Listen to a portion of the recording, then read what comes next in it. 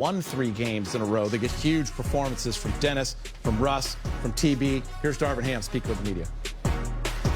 You've talked a lot about culture here. Is this what you're talking about? Absolutely. Absolutely. I told the team before the game, the only mistake they can make is to not be competitive and not be together. We do those two things, we can live with the results, whether it's a W or L.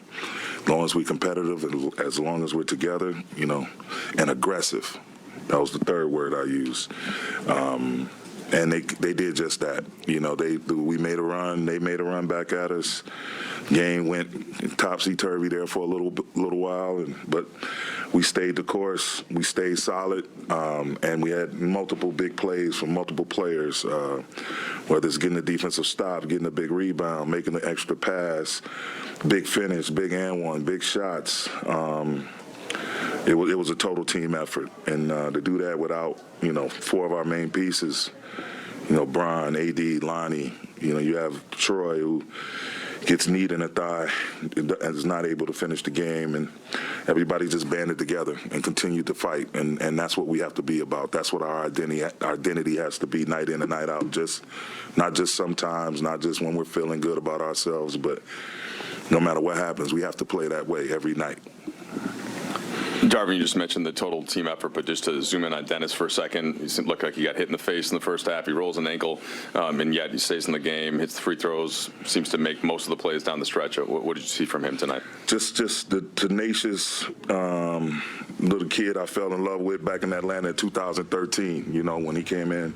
His rookie year was our first year in Atlanta, and you could tell he was going to be special just because, he put the work in, and he was competitive, and he always shined in big moments. And so he rolled his ankle. We got in the huddle, and I told him, man, if I see you limping, I'm taking you out. He said, no, leave me in the game. I'll be all right, Coach. I'm good.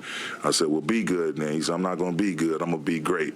It was exact words to me, and that's why he's here. And he was phenomenal, and nothing short of phenomenal. Russ coming off with almost a triple-double. Had some unfortunate plays in the first half, but, second half, 0 turnovers.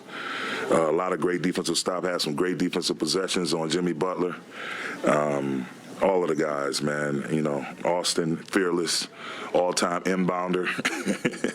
Austin, but just him even getting rebounds. We had guards with multiple rebounds, K9 with 3, Russ with 8. That's his normal output.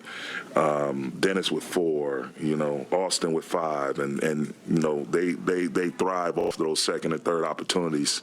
So for us to hold them to one possession as many times as possible, it was great. And we mishandled the ball some, but at the end of the day, when we needed to make plays, we made them. Darvin, to go back to the inbounds pass, obviously, Miami has to foul you. Dennis was, I think, 11 for 13 at that time or something like that. Was Austin's first option to go to Russ in the paint? Was that sort of to catch them? No, that was like an escape option, and that was a total read. Pat Bev coming over the top, Thomas going like he's back screening but kind of getting out of the way. Dennis, Russ actually screening for Dennis and then popping out wide, and Dennis coming up. We wanted to get Dennis the ball and just clear it out and just let him try to blow by and go downhill. But, Austin saw fit, and he made the right read. Russ saw that they were lifted high. The middle of the paint was wide open, so smart basketball play by him, just going back door, and a smart, fearless pass right on the dot by Austin. And, that's why he's in that position with the ball in his hands. And just a quick follow-up on Russ. You brought him up. I think he had 7 turnovers in the first half, none in the second, or maybe 1 at the most. He was 0 in the second half. 0, yeah. So what did you see in his adjustment there? Just keeping it simple. A lot of times he's playing fast, and guys, it's just those are what I call competitive turnovers. It's just not him, just holding the ball too long or just making a bad read. All of those plays, I go back and look at them. I say out of those 7 turnovers, 5 of them he's trying to make the right play and it just didn't work out.